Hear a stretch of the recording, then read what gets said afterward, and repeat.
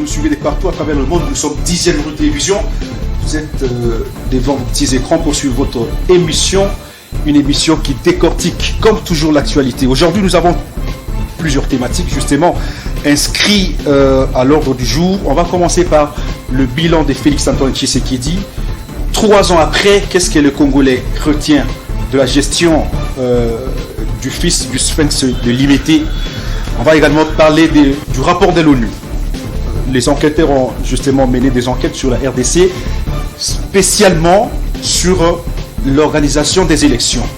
Et ce rapport stipule que la CENI sera dans l'incapacité de produire des élections dans le délai prévu par la Constitution. Est-ce le rapport dit vrai, bien que le président de la CENI, Denis Kadima, précise jusqu'aujourd'hui qu'il y aura élection dans le délai prévu par la Constitution.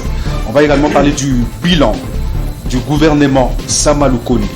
Faut-il remanier ou maintenir le même gouvernement? Mais avant tout, je vous laisse avec Laetitia Batouamba qui vous présentera la charpente de la grande édition d'aujourd'hui. Bonsoir Laetitia Batouamba.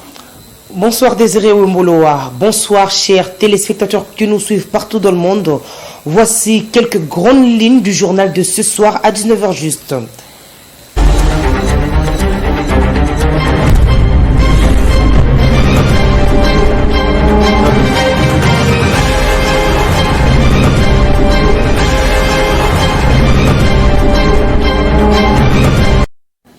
Le président de la République, Félix-Antoine Tshisekedi Tshilombo, a reçu ce mercredi le serment des hauts magistrats de l'ordre judiciaire et administratif. Ils ont été nommés par ordonnance présidentielle en juin et juillet dernier. Certains parmi eux sont promus et d'autres remplacent des retraités. Cette prestation de serment a également concerné les conseillers à la Cour de cassation et au Conseil d'État. Dans les restes de l'actualité, la rentrée scolaire 2022-2023 est confirmée pour le lundi 5 septembre prochain dans les respects du calendrier scolaire. Malgré l'opposition de certains mouvements syndicaux de l'enseignement, le gouvernement congolais est à l'œuvre pour préserver l'harmonie à l'enseignement primaire, secondaire et technique. La gratuité de l'enseignement primaire sera de stricte application conformément à la volonté et à la détermination du chef de l'État, Félix-Antoine Tshisekedi Tshilombo, qui apaise également plusieurs parents dans les préparatifs de cette rentrée. Vous suivrez le constat dans les marchés de Kinshasa tout à l'heure à 19h juste. Voici quelques grandes lignes de l'actualité. À présent, je laisse la place à Désiré Wemboloa avec son invité, Monsieur Dieudonné Kishi, pour décortiquer le reste de l'actualité. Désiré, je vous remets l'antenne. Merci à vous. Juste après ceci, nous vous revenons.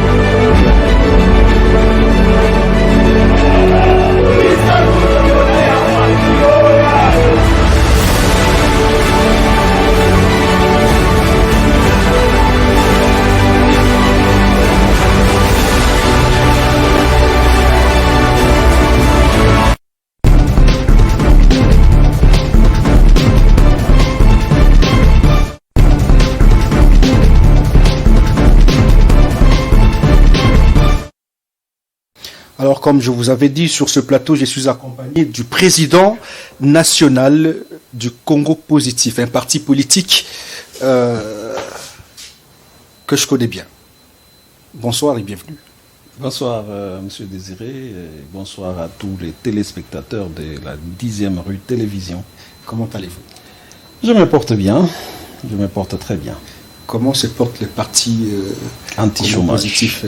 Anti-chômage. Le parti anti-chômage. Oui, c'est votre slogan. Oui. Le parti anti-chômage. Congo Positif se porte très très bien. J'en profite pour saluer nos militants à travers la ville de Kinshasa et à l'étranger et aussi en province. Je profite également pour saluer les camarades porte-parole qui m'accompagnent mais qu'on ne sait pas voir. Le camarade héritier Koto Issassi. Qui est ici sur le studio. Un habitué d'ailleurs de cette émission et saluer tous les autres qui me suivent à travers le pays. Congo Positif se porte très bien. Se porte très très bien parce que nous continuons à travailler sur terrain. Et voilà.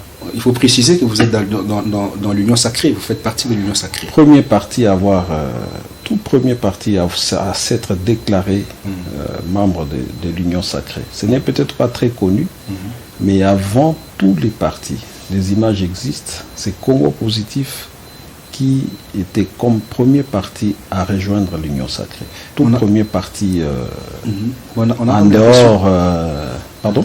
On a comme l'impression que le Congo Positif s'efface à Kinshasa principalement parce que à l'époque, je me rappelle bien, je connais le Congo Positif, à l'époque, c'est un parti qui a fait beaucoup de bruit, qui avait des masses, je me rappelle sur Croix-Rouge, vous aviez votre siège, il y avait beaucoup de monde, actuellement.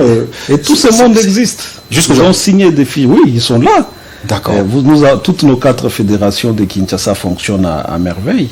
Ils tiennent des réunions, ils font tout seulement.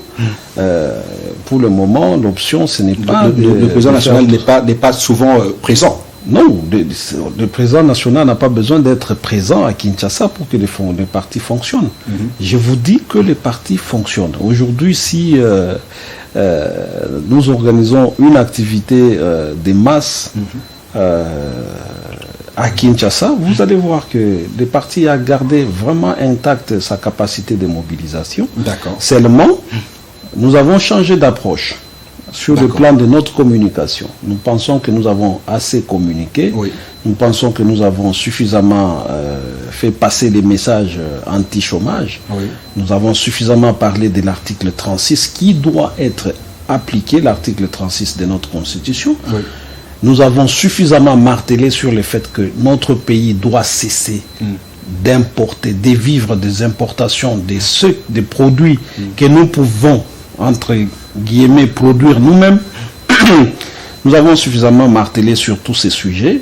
Nous avons suffisamment martelé sur le fait que ces pays, s'ils cessaient d'importer, il peut facilement absorber toute la main-d'œuvre qui est aujourd'hui au chômage et même importer de la main-d'œuvre. C'est la seule chose que ce pays peut s'autoriser à faire, c'est-à-dire importer de la main-d'œuvre. Mais qu'est-ce qu'il faut? Parce que jusqu'aujourd'hui, vous avez beaucoup prêché en ce sens-là, mais jusqu'aujourd'hui, l'économie congolaise reste et est extravertie. Oui, l'économie est extravertie parce que parmi les dirigeants congolais, il y en a qui sont adeptes de cette extraversion de notre économie. Il y en a qui sont adeptes des importations. Il y en a, je connais un ministre qui nous a écrit, qui a répondu à une des lettres des Congo Positif pour dire que les importations étaient une solution efficiente et efficace pour la République démocratique du Congo. Ah bon? Oui, noir sur blanc, la lettre existe. Donc, vous voyez, vous avez des dirigeants comme ça qui ne croient pas à la production, mais qui croient plutôt à l'importation.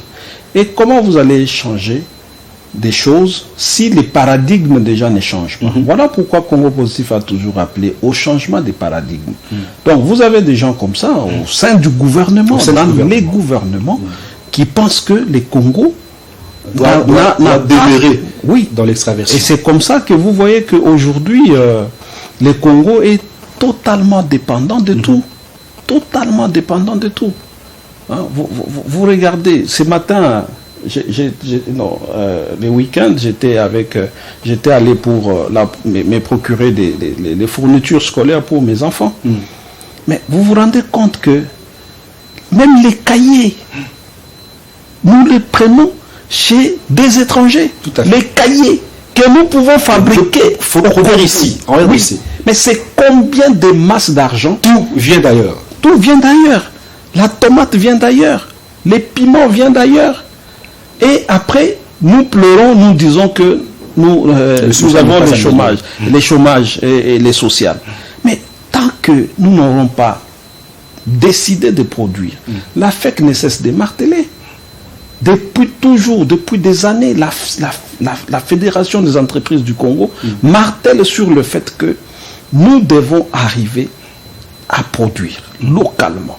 Et vous savez, si nous produisons, si nous décidons de produire, même la perte du pouvoir d'achat tel que nous la connaissons aujourd'hui à cause de l'inflation, à cause de la dépréciation monétaire, nous n'allons pas le connaître parce que les devises que nous sommes en train tous les jours d'envoyer à l'extérieur pour acheter, nous allons les conserver ici. Vous voyez aujourd'hui, le président de la République, grâce à la politique qu'il a mise en place, avec le concours de l'IGF, aujourd'hui, les pays arrivent à faire des milliards. C'est à vous demander, mais comment nous faisons autant de milliards, mais il y a la monnaie qui se déprécie.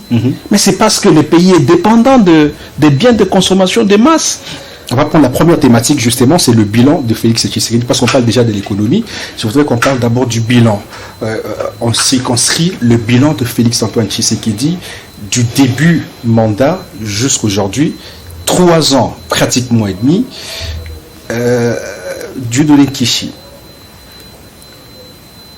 Honnêtement, est-ce que Félix Tshisekedi a un bilan à présenter à la population congolaise? Cher Désiré, vous savez que le mot bilan, c'est un mot français. Oui. Qui dit bilan, dit temps. N'est-ce pas?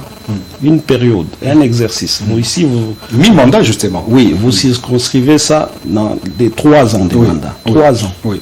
Voilà. Est-ce que, la première question que je vous pose, est-ce que le président Félix Antoine Tshisekedi Tshilombo a fait 3 ans de mandat? Si. Non. Il a fait 3 ans au pouvoir. Mais il n'a pas fait 3 ans de mandat. Un mandat, c'est 5 ans.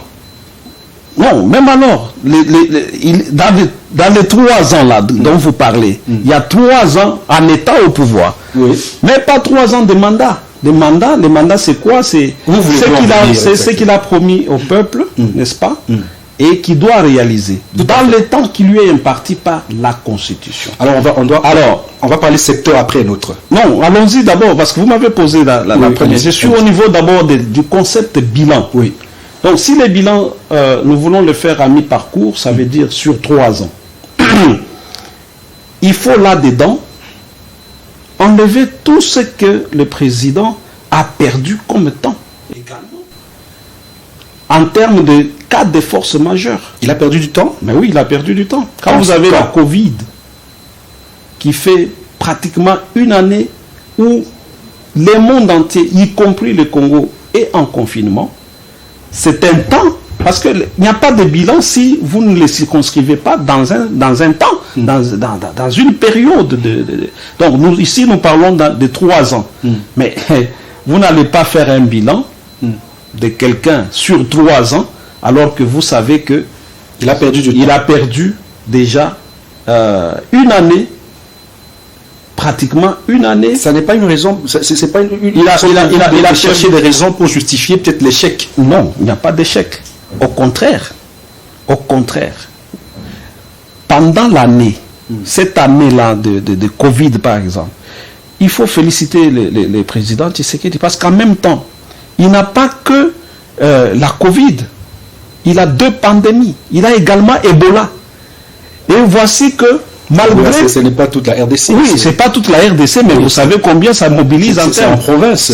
Vous savez combien ça a mobilisé en termes d'hommes et vous savez combien ça a mobilisé en termes d'argent. Et vous savez que à cause d'Ebola, il y a un ministre de la République qui s'est retrouvé en prison. Oui. Ça veut dire beaucoup de choses. Ça veut dire beaucoup de choses.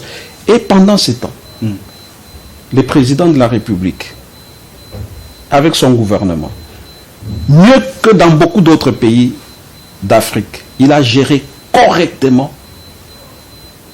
la problématique de la Covid. Sauf que la Covid n'a pas frappé comme on attendait ici. Oui, pourquoi il n'a pas frappé? C'est parce que des mesures ont été prises. On aurait eu un président de la République qui n'avait pas pris des mesures que Félix Antoine Tshisekedi a prises. Mais nous serions morts ici comme des petits insectes. C'est pas que la Covid n'est pas arrivée ici. C'est arrivé. La Covid est rentrée dans ce pays, mais elle a été très bien gérée. Ça veut dire que ce président ici a sécurisé son peuple. Donc, même beaucoup de ceux qui viennent parler ici, peut-être qu'ils seraient morts de la Covid. Peut-être. Parce qu'il y a des pays où on a vu 4 millions de personnes qui sont mortes, malheureusement. En Afrique, ici, vous avez les cas de l'Afrique du Sud. L'Afrique du Sud, ce n'est pas loin du Congo. 3 et quelques heures seulement à partir de Lubumbashi. Et vous ramenez tous les variants. Vous pensez que les variants qu'on a connus en Afrique du Sud n'étaient pas arrivés ici? C'était arrivé. Et donc, parlons du bilan. Moi, je crois que le président Tshisekedi a fait montre d'une gestion efficace. Alors, globalement, vous avez circonscrit le concept bilan. Mais donc, vous parlez de 3 ans. On va prendre... Alors, moi, je vais vous dire que ce n'est même pas 3 ans. Donc, c'est à moins de 3 ans. Oui, quand j'enlève l'année de Covid, une année de Covid, vous restez avec 2. Quand vous enlevez les 7 mois où qu'il a fait sans gouvernement, n'est-ce pas? Il reste... Mais finalement, il va rester... Il reste avec 5 mois sur une autre année. Donc, si aujourd'hui on peut, quand on met encore l'histoire des FCC, des justifications. Ce ne sont pas, non, ce ne sont pas des justifications. Finalement, vous vous rendez compte de votre échec. Ce sont le fait. Sur le plan social. Parce que soyons sérieux. Oui. Soyons sérieux. C'est que sur le plan social. Nous allons y arriver. Je vous dis que ce que nous disons, ce n'est pas pour justifier quoi que ce soit, mais au contraire, ça montre que ce président de la République, Félix Antoine Tshisekedi, a mieux géré que quiconque le pays pendant une période assez grave. Ça aurait été d'autres personnes. Nous ne sommes pas sûrs que ça serait fait comme ça s'est fait. Vous imaginez, c'est ça le problème. Donc, en une année, 7 mois... Donc, selon vous, oui, parce que de Félix, c'est une année 7 mois. Année 7 mois. Oui, en une année 7 mois. Mais c'est la vérité. Les faits sont là. Alors, les faits sont là. Alors, en une année et 7 mois, comment analysez-vous le social du Congolais? Sur les plans salarial, sur les plans sanitaires, bien qu'il y a la gratuité, parce que je sais que vous allez citer la gratuité. Voilà. Il ne faut pas minimiser la gratuité. Maintenant, l'assiette du Congolais, 3 ans après. Ouais. Avant Félix Tshisekedi, avec Félix Tshisekedi, le Congolais pense que c'est du bonnet blanc, bonnet.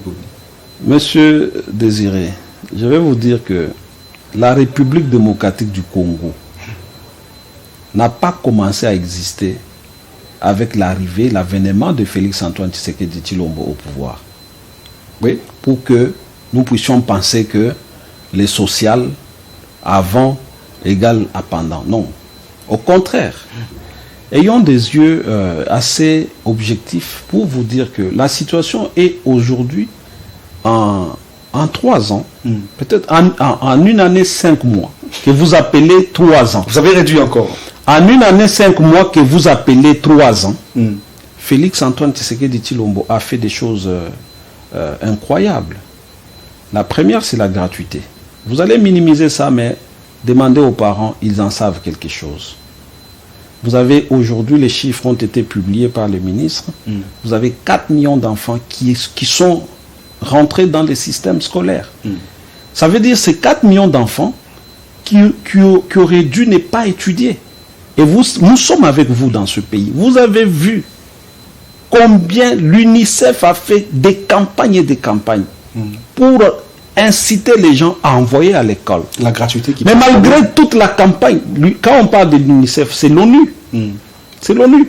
L'ONU a fait la campagne dans ce pays pour que nous puissions envoyer les enfants à l'école. Et même alors, les chiffres n'étaient pas ceux qui sont là. La gratuité est bien gérée, selon vous. Les écoles ne sont pas construites. Les enfants s'assoient à même les sols. En une année, 5 mois que vous appelez 3 ans, on ne va pas tout faire. On ne va pas tout faire. Oui, mais il y a quand même... Les jalons sont là. Les jalons sont là. Moi, je viens des provinces. J'ai fait la tournée, n'est-ce pas, sur la ville de Kananga, où j'ai vu 26 écoles nouvellement construites. Moi, j'ai les images sur mon téléphone. Si je peux les prendre, je vais vous les montrer. Moi, j'ai vu 26 écoles construites. C'est pas neuve. C'est où? Sur la ville de Kananga. 26. Je crois qu'à Kananga, on est en train de me suivre en ce moment. Donc, si quelqu'un peut passer en direct. Dire, oui, voilà, nous sommes en direct. 26 écoles sur la ville que moi j'ai compté. Et je n'ai pas fait toutes les communes. C'était un samedi. Il y a de la famine là-bas. C'était un samedi. Calmement, allons-y calmement. Oui, c'est du social dont on parle. Les sociales, je vous ai dit. Les sociales, c'est les gens fuient. Les sociales, c'est le travail. Et le travail est handicapé par des ministres, par des dirigeants qui refusent de regarder du côté de la production, mais qui veulent que nous puissions continuer à importer. C'est à eux, ce sont eux qu'il faut blâmer. Oui, mais ceux-là travaillent avec vous, travaillent avec le chef d'État. Ils ne travaillent pas avec les chefs. Écoutez, le système politique qui a été mis en place, les ministres ne dépendent pas du président de la République sur le plan politique. Les ministres dépendent de son regroupement. Oui. Les ministres dépendent du fait que son regroupement a amené un certain nombre de députés. Oui. La vision appartient à qui? Papa. La vision politique. Ça c'est le plan société appartient au chef de l'État. Dites ces choses-là. Le gouvernement. Dites ces choses-là à quelqu'un qui n'est pas en politique, n'est-ce pas? Mais pas à moi. Le ministre, il est nommé par le président de la République. Oui. Mais il n'appartient pas au président de la République. Comment ça? Parce que ce n'est pas le président de la République bien qu'il a choisi, mais il a été présenté par son regroupement. Les ministres représentent son regroupement. Et donc il est redevable à son regroupement. Mais c'est la politique du regroupement. Et vous pensez que tous les regroupements qui sont là sont pour le bien de la politique du président? Il est là pour appliquer quelle politique? Du regroupement politique ou du chef de l'État? Moi, je pense que les choses telles qu'elles sont faites, les faits sont là. Parce que s'il y avait des ministres qui appliquaient la politique du président de la République, nous serions aujourd'hui non pas en train d'importer, parce que le maïs ne fait que 3 mois. Lorsque vous faites un champ, le général Kabouik, qui est en train de faire le travail au niveau du service national, il montre l'exemple. Voilà les gens aujourd'hui qui sont dans la vision du président de la République. Il sème le maïs en 3 mois, il vous donne des tonnes et des tonnes. Mais je suis sûr que ce général-là n'est pas aimé par ceux qui aiment les importations. Ah oui? Ah ben oui. Donc, les Congolais doivent comprendre d'où vient leur malheur, d'où vient leur problème. C'est du gouvernement. Le problème ne vient pas du fait que le président ne veut pas faire ou n'a pas fait. Le problème vient du fait que le président a un gouvernement où il y a des ministres qui viennent des regroupements qui ne lui appartiennent pas. Aujourd'hui, si même le président décidait de changer un ministre d'un regroupement, il doit recourir à ce même regroupement pour qu'il lui en donne un autre. Mais qu'est-ce que le regroupement dit à ces ministres lorsqu'ils vont là-bas? On ne sait pas. On ne peut pas dire simplement que tous les regroupements disent à leur ministre allez bien travailler là-bas. Ça, on ne peut pas. Qui peut être dupe à ce point? Parce que nous le voyons dans le fait. D'accord. Ces pays ici, c'est que du travail. Lorsque vous êtes ministre, vous ne pouvez même pas avoir 1 minute pour souffler. Parce que le travail est extrêmement abondant. Et donc aujourd'hui, quand le pays continue à importer, vous pouvez dire que nous avons un ministre de l'économie, Vous pouvez dire que nous avons un ministre du Commerce extérieur, vous pouvez dire que nous avons un ministre de l'Agriculture qui est dans la vision du président de la République, pour ne pas les citer, pour ne pas citer seulement cela. Donc c'est là où vous pouvez dire, écoutez, ces choses ici, ces systèmes qui a été... Et après, il ne faut pas blâmer les présidents.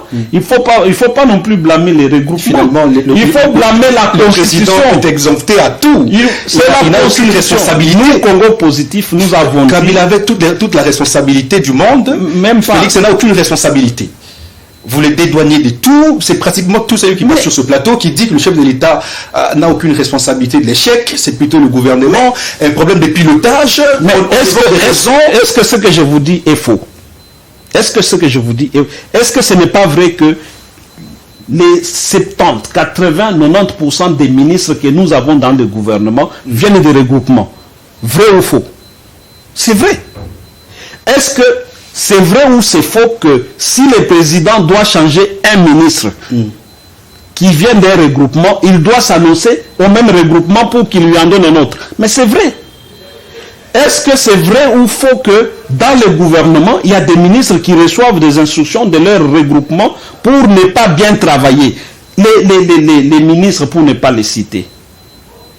Mais ça a été dit publiquement. Je crois le président de la République l'a dit lui-même dans une réunion du Conseil des ministres. Il y a des ministres qui lui ont dit qu'on leur disait de ne pas bien travailler, non? Si. Vous n'avez pas appris ça? Alors, à partir de ce moment, un ministre qui appartient à un regroupement, on lui dit n'allez pas bien travailler là-bas. Donc le chef de l'État est lié, selon vous? Mais c'est la Constitution. Voilà pourquoi Congo Positif a dit changeons de constitution.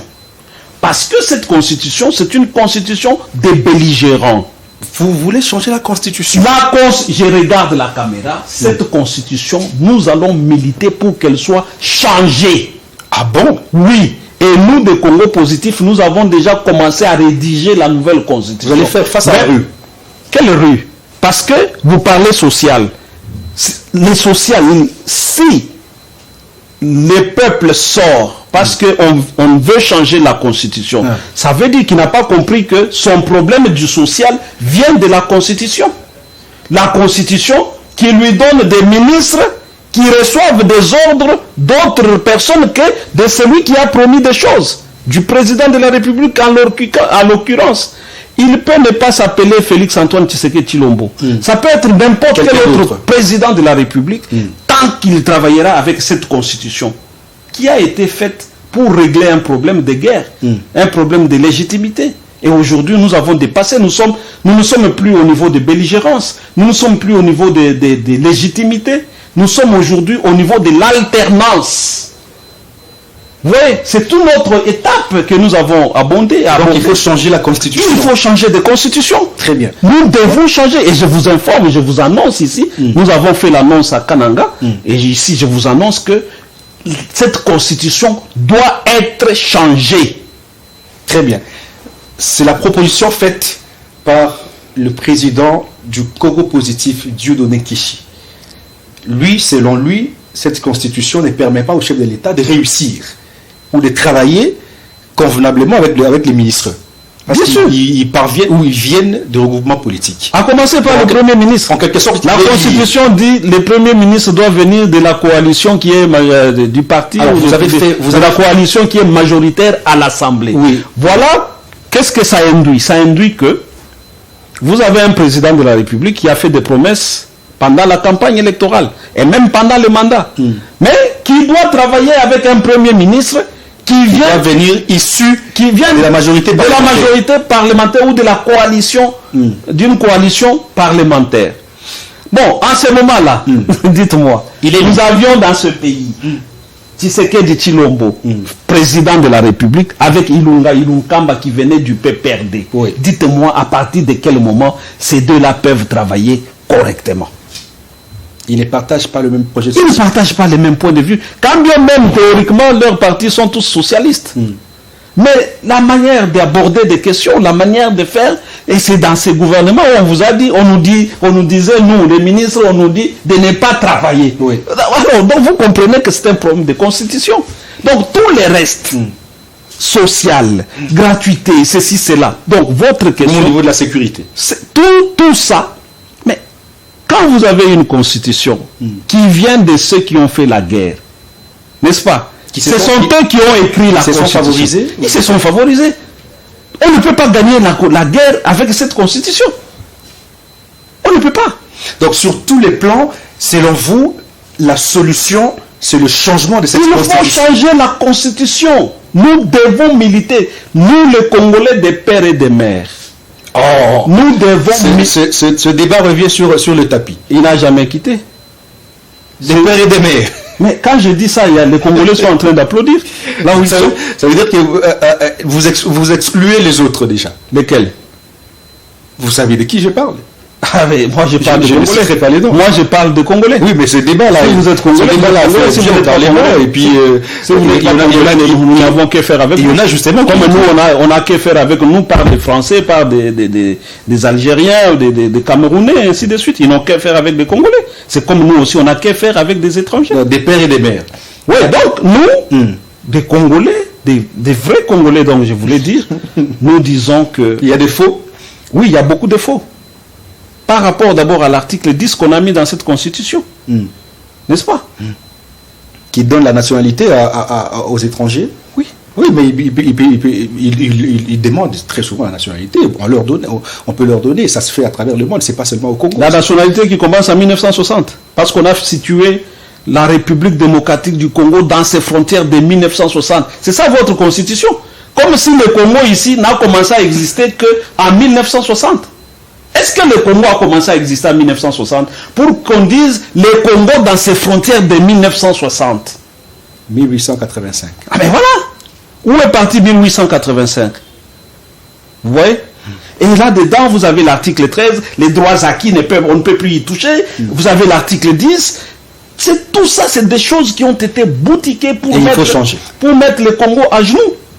D'accord, on va prendre l'autre thématique. Et donc, vous comprenez que les questions sociales, les questions, tout ce que vous avez évoqué là, pour nous, ça n'aura jamais de solution adéquate tant que nous aurons un système politique compliqué, un système de cafouillage comme ça là.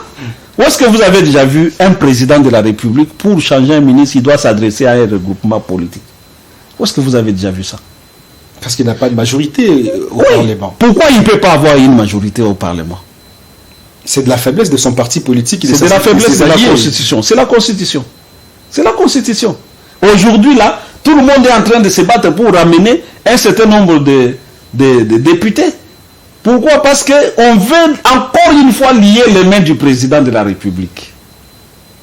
Moi j'ai amené 20, j'ai droit à ceci. Oui. Je suis le 5e parti, la 5e force de ceci. Je suis la première, je suis la 2e. C'est la guerre à la force. Oui. Non. Il faut qu'on donne la force au président de la République. Les scientifiques vous suivent. Mais oui, s'ils sont d'accord. Les scientifiques qui ont étudié la Constitution, je vous dis que moi-même, je suis en train d'étudier la Constitution. D'accord. Parce que je suis en train de préparer mon mémoire sur les faits qu'il y a dans la Constitution qui montrent qu'on n'en a plus besoin. D'accord. On va prendre l'autre thématique, ce sont des élections. Le rapport de l'ONU. L'ONU a déployé des enquêteurs sur la RDC, spécialement dans le secteur de l'organisation des élections, enfin, au niveau de la CENI, justement. Mais le rapport de l'ONU dit haut et fort que la CENI ne sera pas capable d'organiser les élections dans le délai constitutionnel. Alors que la population congolaise attend ces élections en 2023. L'ONU déjà nous informe, nous, qu'il n'y aura pas élection. Et la CENI nous dit le contraire. Vous faites partie de la majorité, justement, de l'Union sacrée, Vous vous ralliez au rapport de l'ONU où vous êtes d'accord avec le président de la République, qui dit d'ailleurs qu'il y aura élection, et le président de la CENI, qui précise qu'il y aura élection en 2023.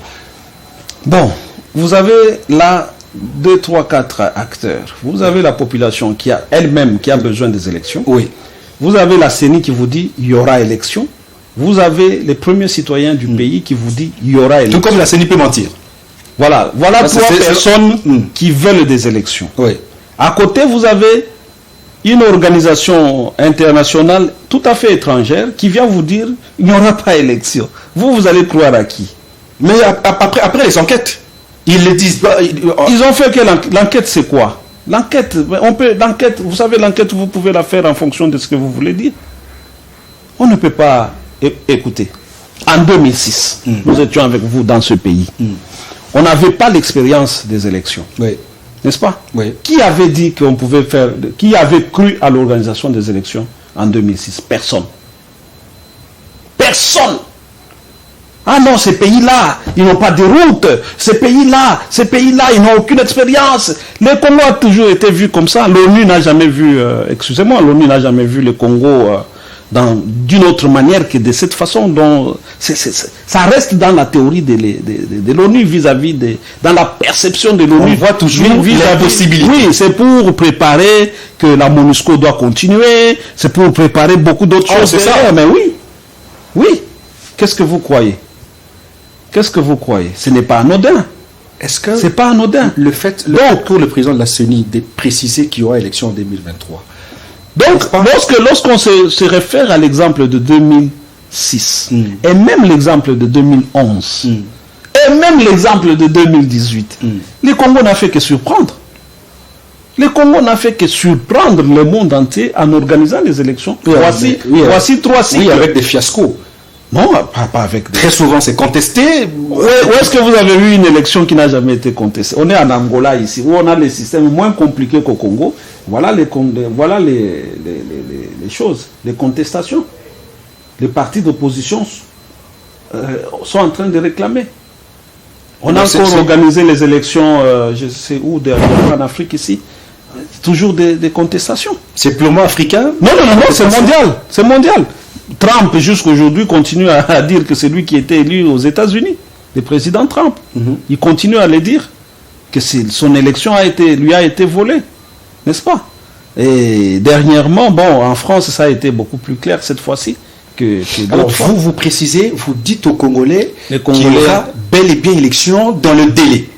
Vous savez, Congo Positif a toujours demandé aux Congolais de retourner leur âme au Congo. Parce que dans ce pays, on a plus la tendance à croire à ce que dit l'étranger que ce que dit votre propre président.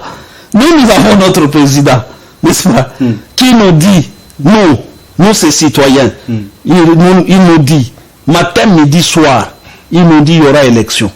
Mais voilà quelqu'un qui vient un peu comme trouble fait, non, il n'y aura pas élection, j'ai fait des enquêtes. Vous avez fait des enquêtes où? Vous vous rendez compte des étapes qui restent à faire jusque-là? Papa, la carte 2006, on n'avait même pas... L'identification des électeurs n'est toujours pas faite. C'est rien tout ça. On peut le faire en un jour.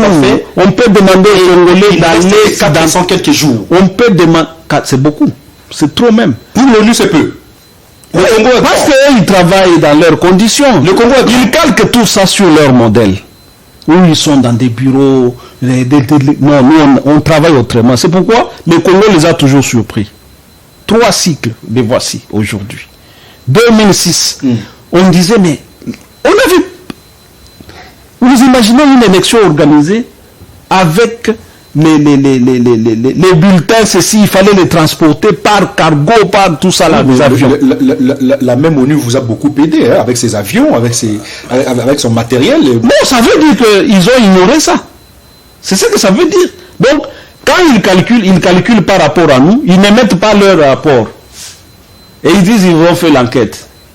Moi, je n'ai pas à contredire ce qu'ils ont dit, mais d'habitude, par expérience, le Congo surprend toujours. L'ONU a toujours tort. L'ONU avait tort en 2006. L'ONU avait tort en 2011. Mais les élections se sont tenues. Oui, mais en 2016, l'ONU avait raison. Parce que quand... comment il s'appelle encore Ngoïmoulunda, non pas Ngoïmoulunda plutôt, le président de la centrale électorale Corneille Nangaa précisait aux Congolais qu'il y aura élection en 2016. L'ONU avait dit qu'il n'y aura pas élection en 2016. Non, 2016, non. 2016, il y avait un agenda. Il y avait un agenda. Ça veut dire que l'ONU avait raison. Non. Et l'ONU dit qu'il y a un agenda. À l'heure actuelle, le pouvoir en place orchestrait le glissement. Non, s'il dit ça, c'est pour créer. Si, le rapport stipule clairement. Ça, c'est pour créer les troubles. Oui, le rapport. Ça, c'est pour créer le rapport dit clairement que le pouvoir en place orchestre un glissement de 3 ans. Ça, c'est pour créer les troubles et trouver l'espace et une explication pour la MONUSCO, pour maintenir la MONUSCO au Congo. C'est pour ça qu'ils disent ça. Je suis désolé de le dire à la télévision. Parce que les efforts sont là.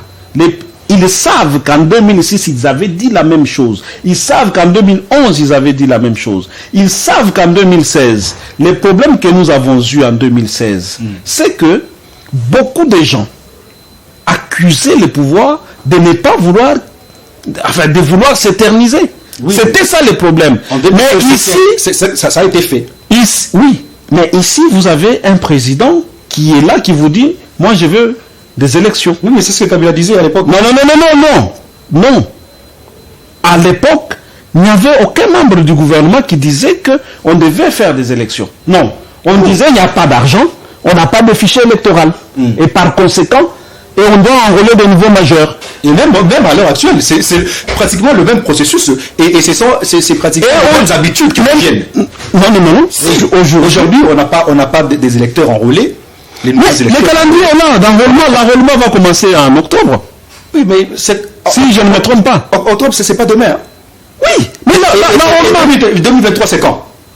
Mais écoutez, c'est moins d'une année. Quand je ne vois pas, à comparer avec les difficultés que le Congo avait en 2006 et les difficultés que le Congo... Non, ça sont des hypothèses qu'il faut exclure. Il ne faut pas parler, parce qu'il en va de la crédibilité du président de la République. Tout à fait. Voilà.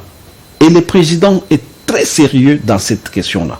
Il est extrêmement sérieux sur ça. Et c'est une question, quand vous entendez ces choses-là, elles sont aussi dites par ceux qui ont peur des élections. Par ceux qui ont peur des élections. Comme qui, par exemple? Tous ceux que vous entendez parler là. Moi, je n'ai pas besoin de les citer ici. L'ONU a son problème, la MONUSCO qui est rejetée par la population congolaise. Pour dénoncer la même chose, si le pouvoir de Félix organise les élections en 2023, ça veut dire que ce sont des élections chaotiques. Mais ce sont les mêmes qui ont simplement. Est-ce qu'ils peuvent dire autre chose? Ça sera peut-être pour se faire élire, tricher et se faire élire. Est-ce qu'ils peuvent dire autre chose? Ils ne peuvent pas dire autre chose. D'abord parce que quand vous regardez toute l'opposition là, vous voyez qui peut gagner l'élection devant Félix Antoine Tshisekedi Tshilombo? Moïse Katumbi. Non. Mais il est populaire. Vous l'ignorez? Mais on vous a dit, écoutez, il y a des gens dans ce pays qui disent qu'il n'est pas de père et de mère. Ah, donc vous prenez ce débat-là, vous ramenez sur Moïse Katumbi, et puis pour exclure Moïse Katumbi par la suite. Parce que vous avez peur de lui. Vous avez peur de lui.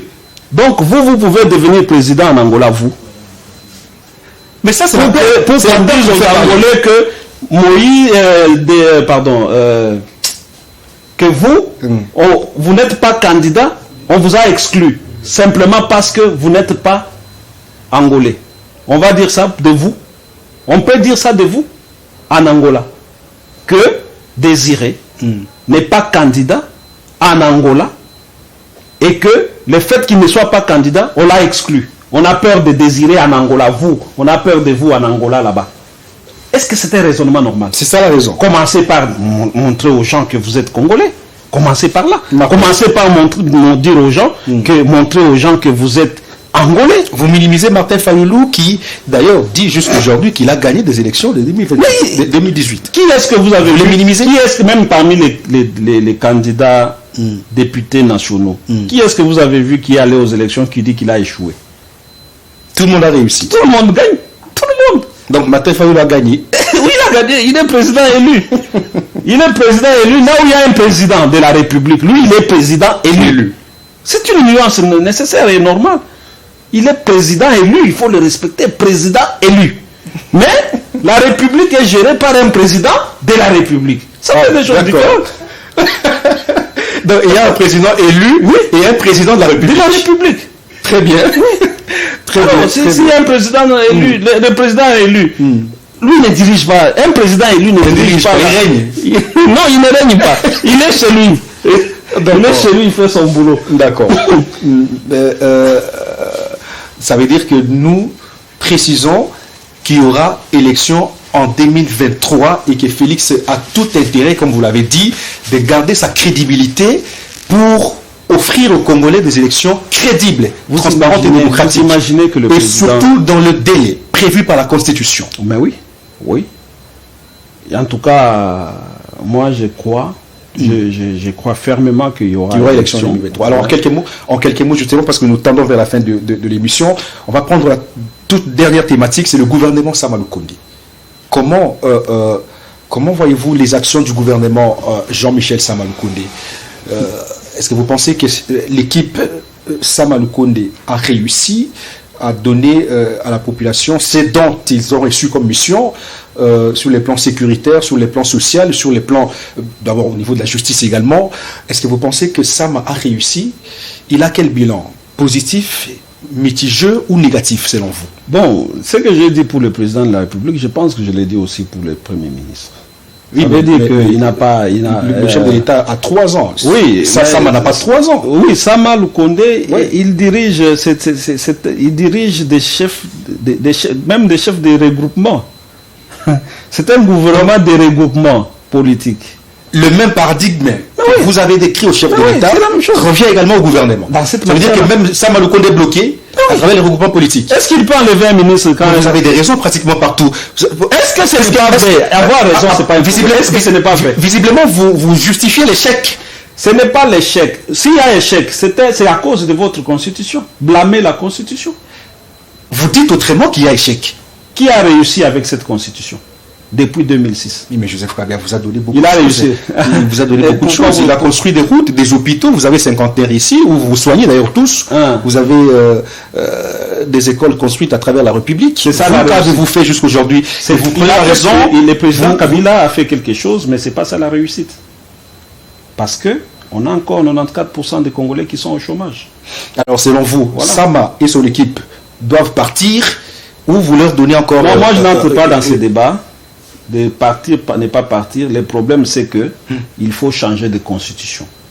Aujourd'hui, vous avez, sur le plan sécuritaire, pourquoi on ne peut pas... je vous dis, les belligérants, ceux qui ont pris les armes pour combattre les pays ici, pour combattre, qui ont même tué les Congolais, mais ce sont eux qui sont beaucoup sont à l'Assemblée là-bas. Beaucoup sont dans la sphère politique. Ce sont eux qui sont en train de contrôler les choses. N'est-ce pas? Bunagana qui est aujourd'hui, jusqu'aujourd'hui occupé. Mais vous savez que jusque-là, même ça fait tache d'huile. Bunagana occupé alors que Félix Tshisekedi est au pouvoir. Ça fait presque 2 mois. Une partie du pays est Est-ce que Bunagana à l'extérieur? Ça fait tache d'huile. Est-ce que Bunagana a été libéré depuis tout ce temps? Si. Non. Non. Non. Vous pensez, vous dites aux gens que les M23 avaient pris Bunagana ici pendant 12 mois. 12 mois avant de les lâcher. 2011. Oui, ils sont restés là. Il ne faut pas qu'on ait une mémoire amnésique. Et là, nous avions même un président de la République qui était militaire à un moment donné de sa vie. Oui. Mais Bunagana est resté 12 mois. Pourquoi? Parce que de tout temps, le Congo, entre guillemets, a toujours négocié. Donc le Rwanda a toujours négocié avec le Rwanda. Quand on vous dit que le ministre des Affaires étrangères, Chibanda, est allé signer 3 accords, ou c'est pas comme parlait le professeur Kalele, vous vous rendez compte que c'est le Rwanda qui négocie avec le Rwanda. Dans ces conditions-là, comment? Mais oui. Nous sommes en fin de l'émission. Dieu de Kishi, c'est l'heure du journal. D'ici peu, votre dernier mot, un tout dernier mot. Merci de m'avoir invité. Merci à vous. Merci à vous qui nous avez suivis de partout. Restez branchés. Le journal, c'est dans quelques instants avec Laetitia Batouam.